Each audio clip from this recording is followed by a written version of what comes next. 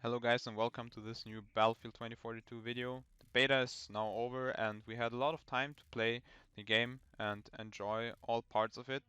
And I was having a lot of fun. I had really a blast playing with friends and solo, and I got a lot of gameplay recorded, so you can sub to my channel and you're going to see a lot of videos coming up in the next week or so.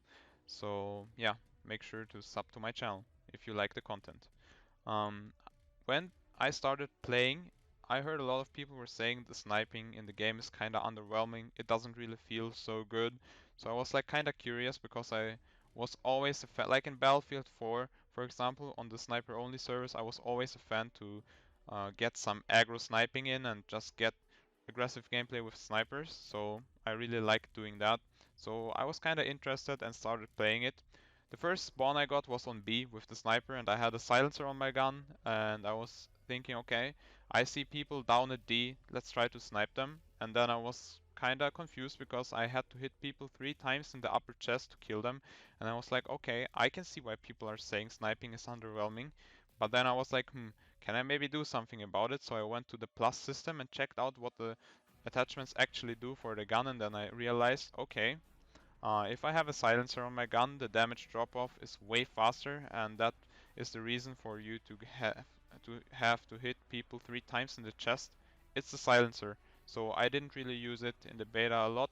I just spawned in the first time with it, and then I took it off immediately. So that's like one reason why sniping was feeling bad. But another reason is the big mag. A lot of people like the big mag, but I used it a lot as well.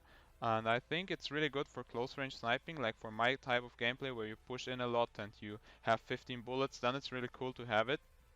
But honestly, even for pushing the 8 times mag, like the 8 bullets mag can feel better because like the damage on medium range is already better and sometimes you just have those medium or range sniping engagements, and then the 8 round mag is way better for that. But I personally like the 15 round mag as well. I just got used to the bullet drop and the bullet velocity in the end, and then I felt pretty consistent with it as well, but the 8 round mag was probably anyways the better choice. It was just personal preference for me, but in general, if you want to have the objective best thing, don't use a silencer and don't use the big mag. I don't know how this is going to be on full release. It might change, so make sure if you start playing on full release to read the attachment description and like get a feeling for your gun. In the end, it's the most important that you feel consistent and good with your gun and you have fun, so make sure to check out what the attachments actually do.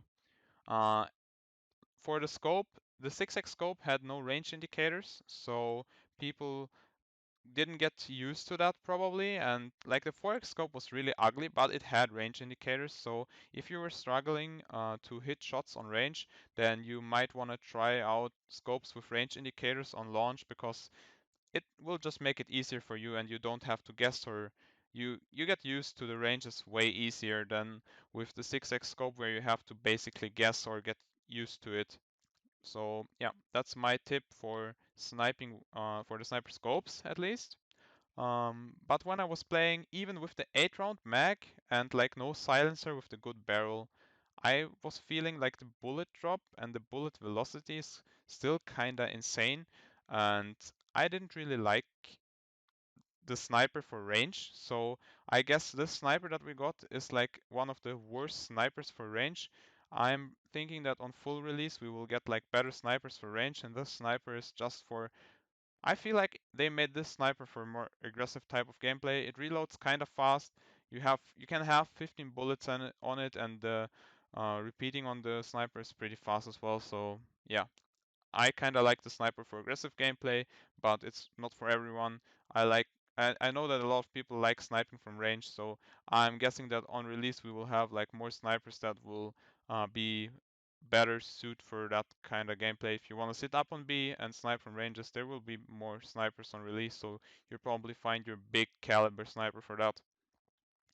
Another thing that I realized when playing is the specialist choice of people when playing sniper. A lot of people were using Casper because they were like sitting in some spots and just sniping people from far ranges. But in reality, you want to use another character, And if you really want to have that indicators that someone's close to you, you can like kind of cheese it if you use the, instead of a nade, you can use the proximity balls. The proximity balls will show you if people are in the range of the ball. So it's basically like a budget Casper ability, which just shows you the minimap and it shows you if people come close to you. So I wouldn't recommend using Casper, even though a lot of people did use him because he had the sniper icon. It's the ghillie guy, so it has to be the sniper, right? And that's like one thing that I think a lot of people got wrong in my opinion, but hey, that's just my take on it, I think. In all honesty, I used Maria Falk the most in the beta. I liked her a lot because of the healing.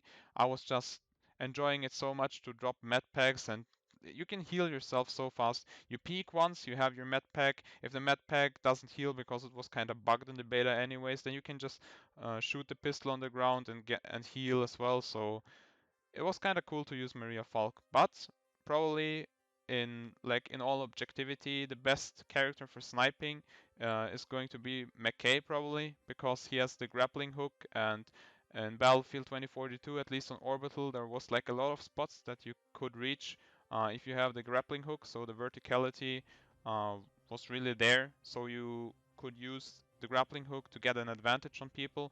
Just get on top of the building of D1, for example, and snipe people from top there in the open field that just spawned in. It was just so much fun to do that. So probably Webster McKay is the best character. And you wanna always make sure you have like the best not only loadout on your gun, but also the best specialist for the type of gameplay that you wanna do.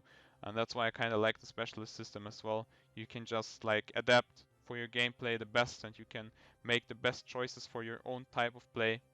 So if you want to use Boris and sit in a corner and wait for people to run at you and even get them spotted, then you can use Boris. I mean, Boris is not only a camper character, obviously.